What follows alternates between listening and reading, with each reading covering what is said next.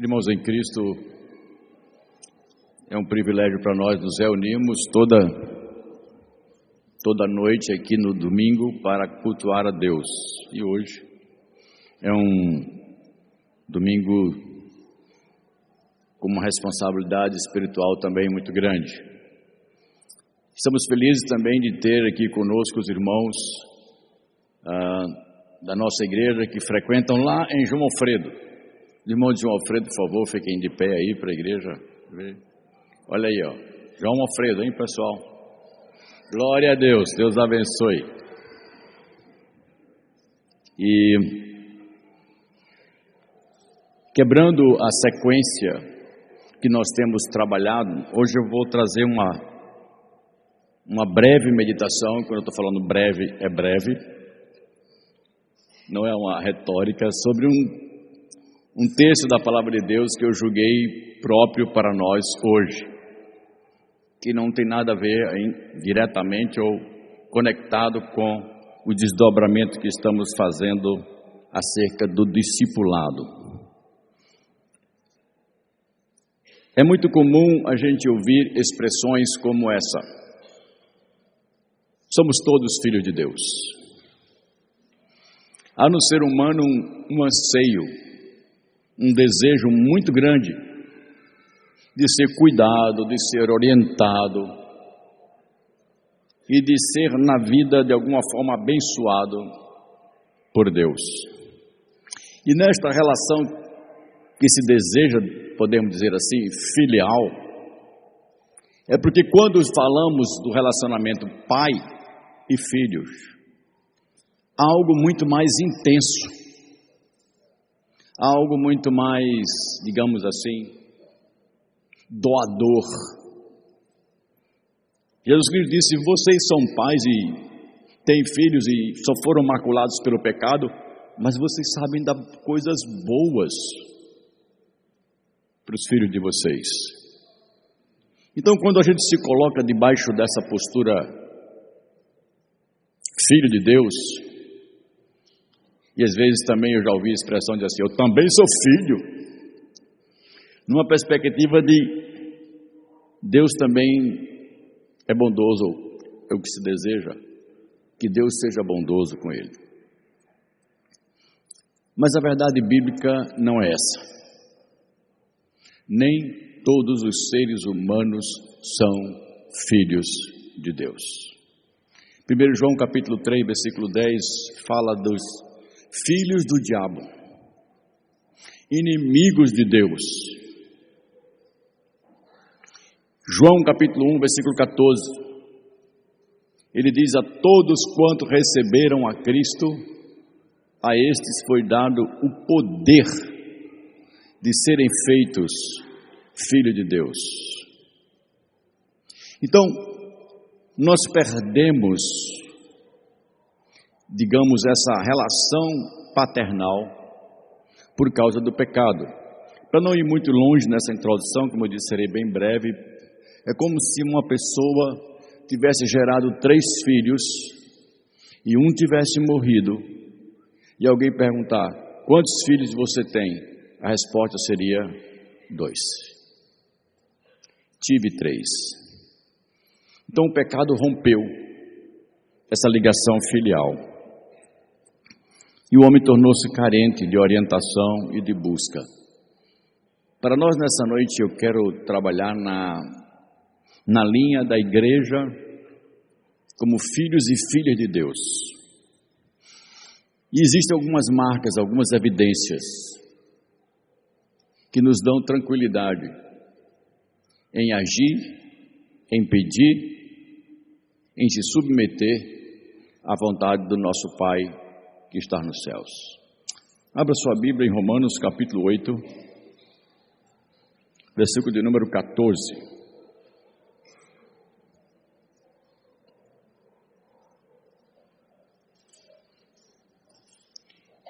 Carta do apóstolo Paulo aos Romanos,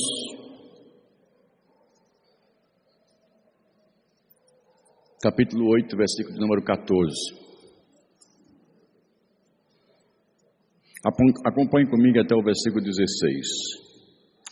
Pois aqueles que são guiados pelo Espírito de Deus são filhos de Deus.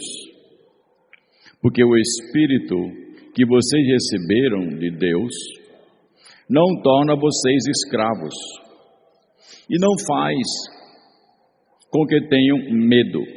Pelo contrário, o Espírito torna vocês filhos de Deus. E pelo poder do Espírito dizemos com fervor a Deus: Pai, meu Pai. O Espírito de Deus se une com o nosso espírito para afirmar que somos filhos de Deus. Há, pelo menos, queridos, 3 aspectos importantes da ação do Espírito Santo na vida de uma igreja. Mas eu quero que você entenda muito claro que essa ação do Espírito jamais vai acontecer na igreja sem ser pela vida dos filhos de Deus. É pela mediação. Por incrível que pareça, Deus escolheu homens e mulheres para, através desses homens, Ele orientar e trazer para a igreja determinadas ações que ela precisa tomar. Todo aquele que é guiado pelo Espírito de Deus é filho de Deus. Parece que o guiar se tornou a premissa da filiação. Essa seria uma interpretação equivocada. A filiação é o pilar que sustenta a orientação do Espírito. Porque você é filho de Deus, você tem o privilégio de ser orientado por Deus. Então a primeira coisa que nós aprendemos é que a igreja pode se colocar em submissão a Deus e buscar orientação de Deus pelo seu Espírito no que deve fazer, desde que esta pessoa seja filha de Deus. E como eu já fiz rapidamente na introdução, a filiação, ou melhor dizendo, a adoção, porque é Deus que nos adota, é que nos coloca nessa postura de pertencer à família de Deus. E a gente não era dali. E essa ideia de família está íntima e diretamente ligada com a igreja. Igreja é família de Deus, Deus é o nosso Pai, somos filhos de Deus e irmãos e irmãs uns dos outros.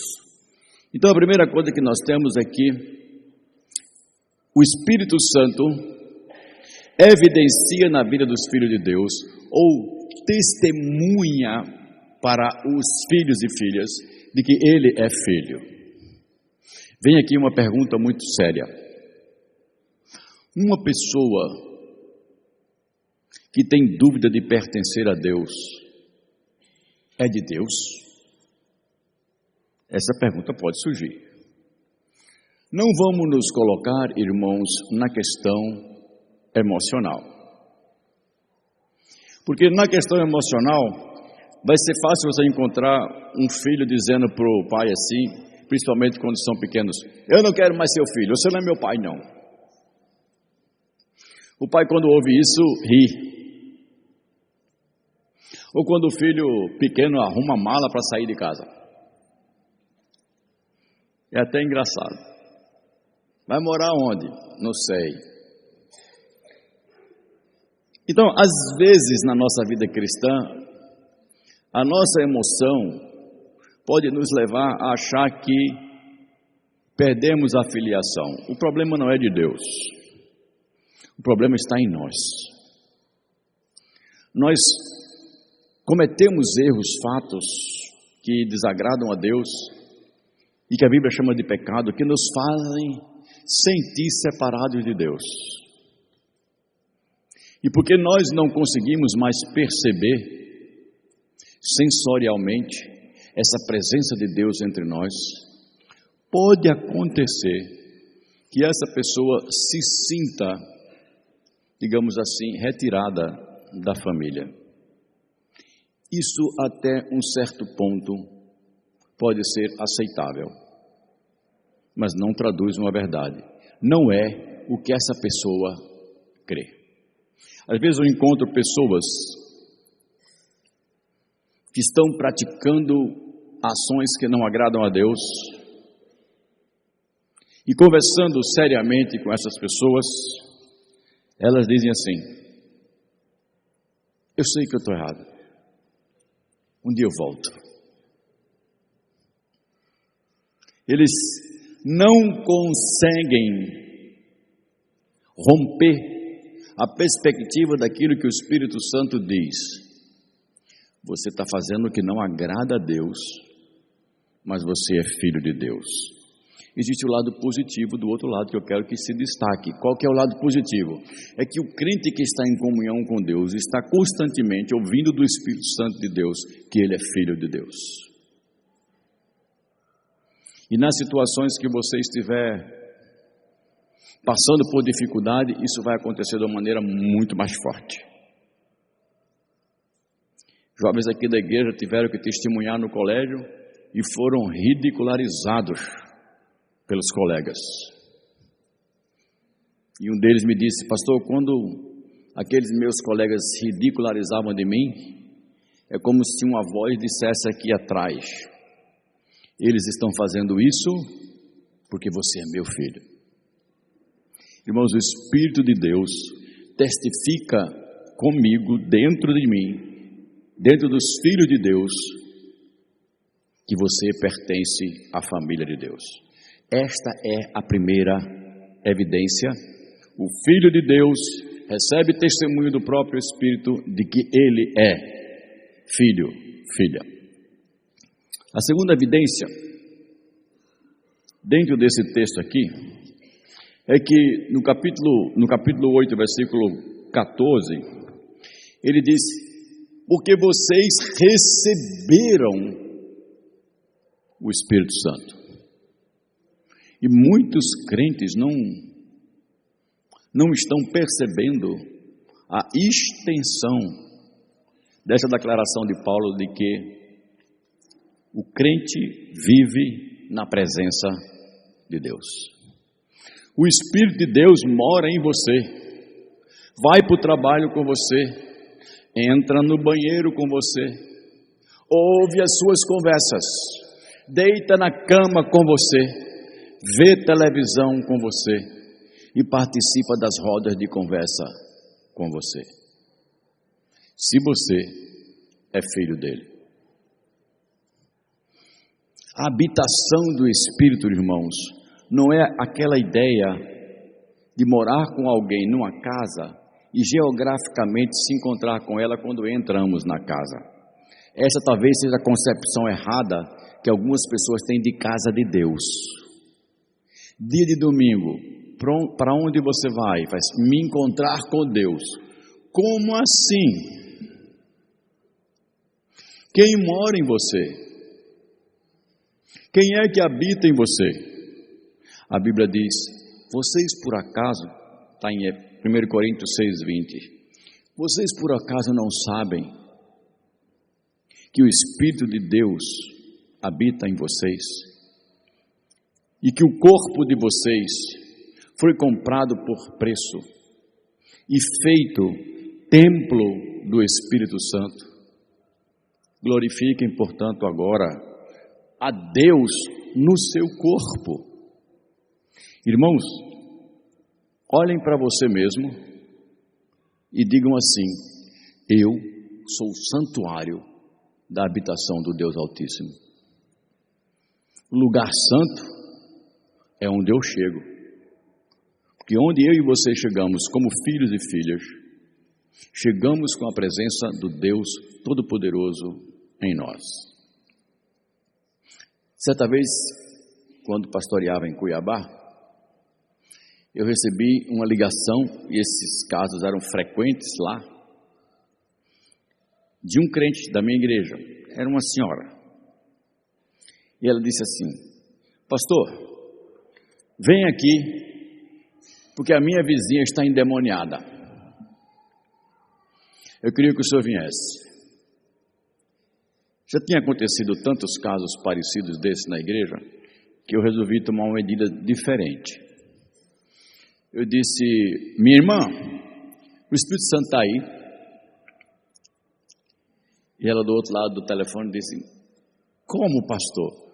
Eu estou perguntando, minha irmã, se o Espírito Santo está aí com você. Aí ela disse: está. Eu tomei uma decisão ousada. Eu disse: então você não precisa do seu pastor não, porque você tem algo muito mais importante do que ele. E o Deus eterno que tem poder está em você. Vá lá e em nome de Jesus resolva o problema. Você tem poder para isso. É porque a gente pensa que algumas pessoas na igreja têm mais poder do Espírito do que outros. A gente pensa que algumas pessoas da igreja têm acessos especiais a Deus que eu não tenho. E chegam a coisas que não dá para entender. Crente procurando outro crente e dizendo assim: o que é que Deus tem para mim? Vê aí. Aí o outro dá um recado. Meus irmãos, das duas, uma coisa está acontecendo. Ou você não tem o Espírito Santo de Deus, ou quem você está procurando não tem o Espírito Santo de Deus. Das duas, uma.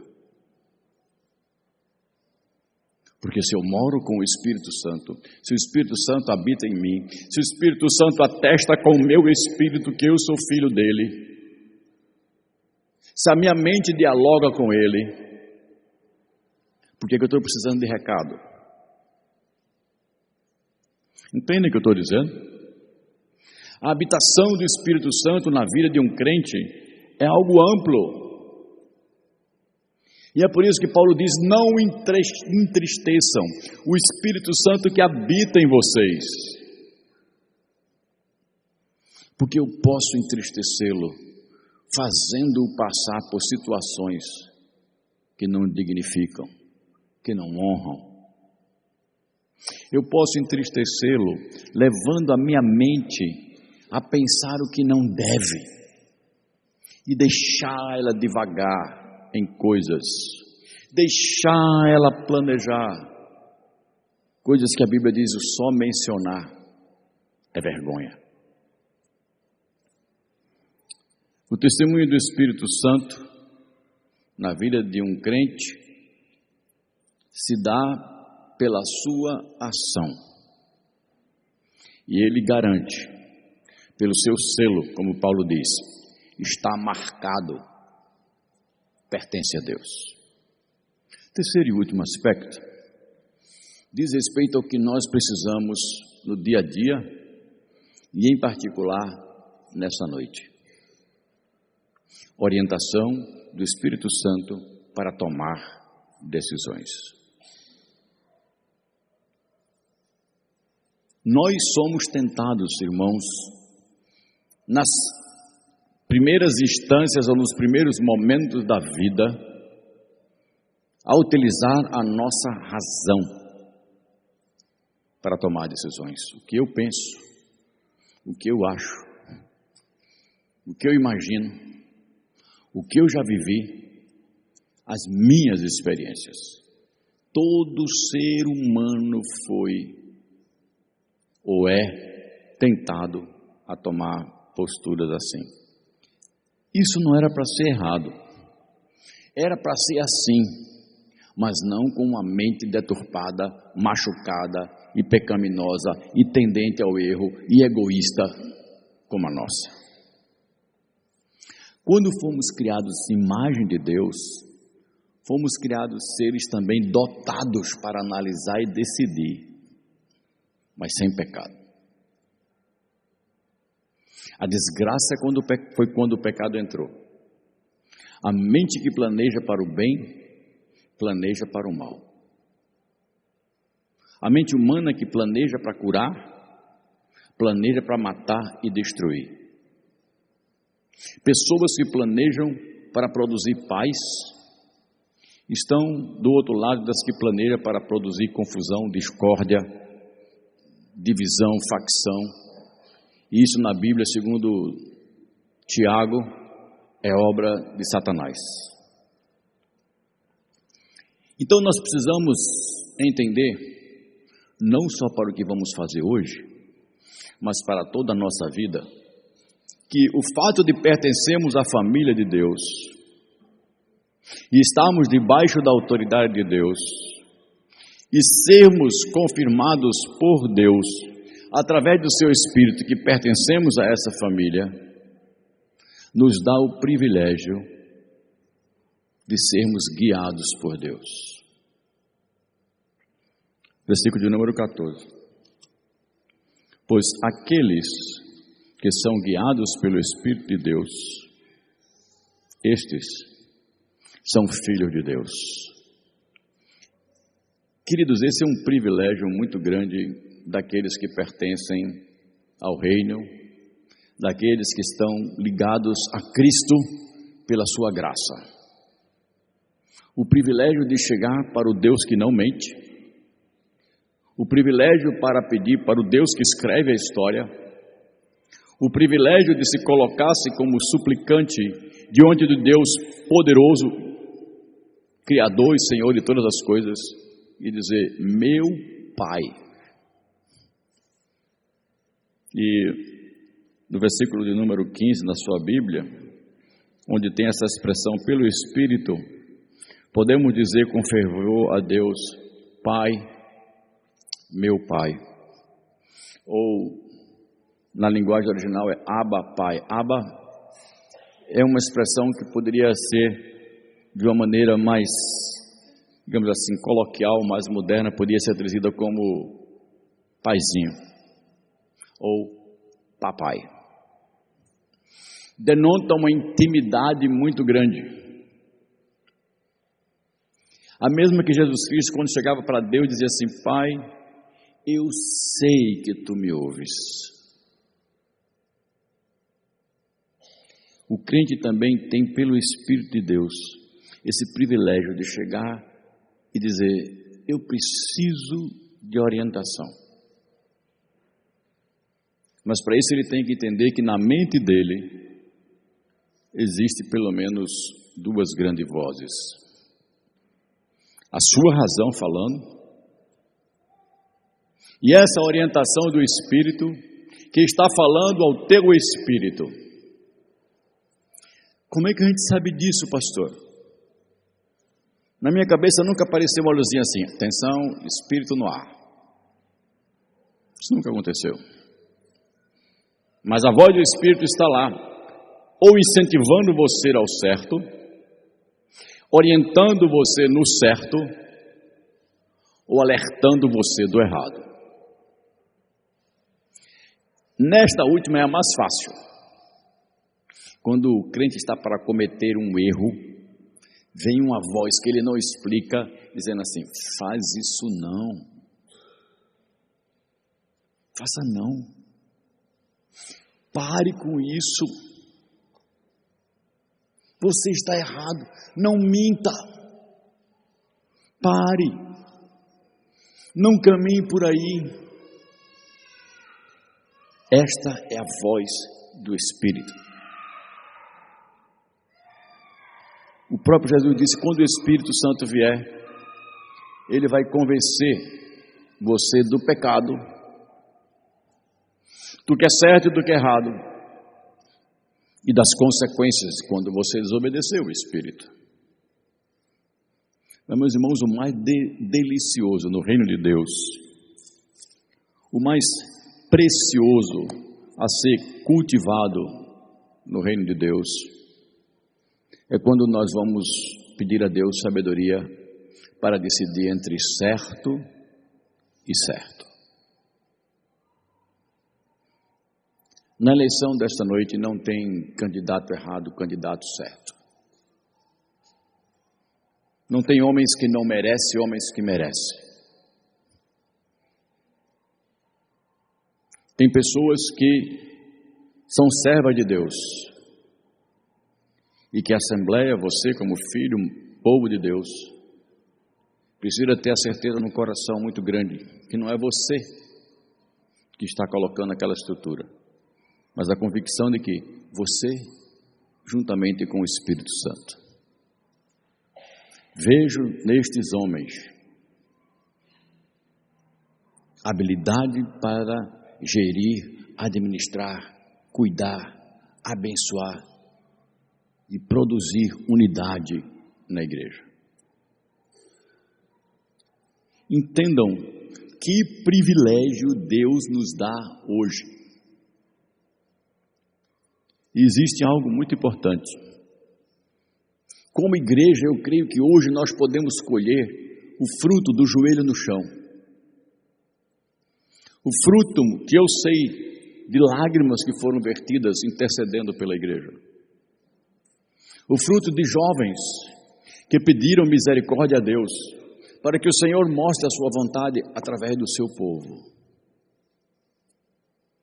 Do seu fruto de oração, da sua intercessão. Porque todos que são filhos de Deus e oram a Deus, estes serão guiados pelo Espírito Santo de Deus. E eu creio que o Senhor vai agir e fazer a sua vontade hoje à noite. Portanto, isso é uma palavra para o depois, que eu não conheço. Submeta-se com amor, paz e harmonia a que o Espírito Santo disser hoje à noite pela igreja. Coopere. E deixe-me ter minha última palavra. Em Atos 15, presbíteros e apóstolos de vários lugares vão à igreja de Jerusalém para resolver um assunto que não havia consenso. O que fazer com convertidos à fé cristã que não era judeu? Eles não eram judeus. Circuncida, proíbe de comer carne de sangue. Quantas das práticas que os judeus faziam seriam passadas para cristãos não judeus? Os irmãos se reúnem. Eles não tinham as mesmas ideias. A discussão vai para um lado, vai para o outro. Mas o que me empolga, irmãos, o que me empolga é o teor da carta que aqueles líderes de Jerusalém mandaram para todas as demais igrejas. E diz assim: aos amados irmãos da igreja de Cristo espalhada por tal lugar, por tal lugar, tal lugar, nós, presbíteros e diáconos, em oração, decidimos, e é interessante aqui, e pareceu bem a nós e ao Espírito Santo. Eu achei muito interessante aqueles irmãos expressarem isso. O que fizemos aqui é algo que nós chegamos em parceria, ouvindo a voz do Espírito.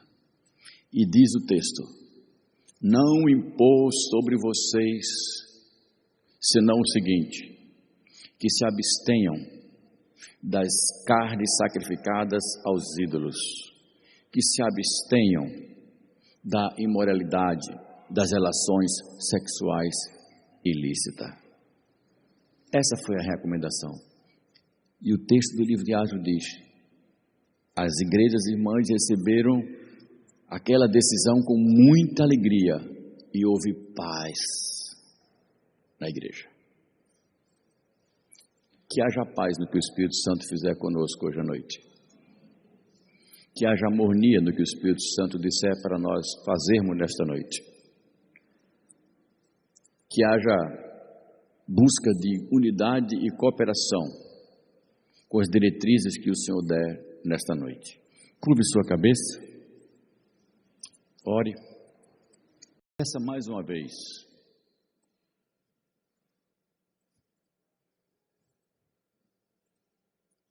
Peça mais uma vez para o Espírito de Deus falar para você e você ser o instrumento. E peça que nessa noite Ele manifeste o seu poder para podermos dizer também no final: pareceu bem a nós e ao Espírito Santo.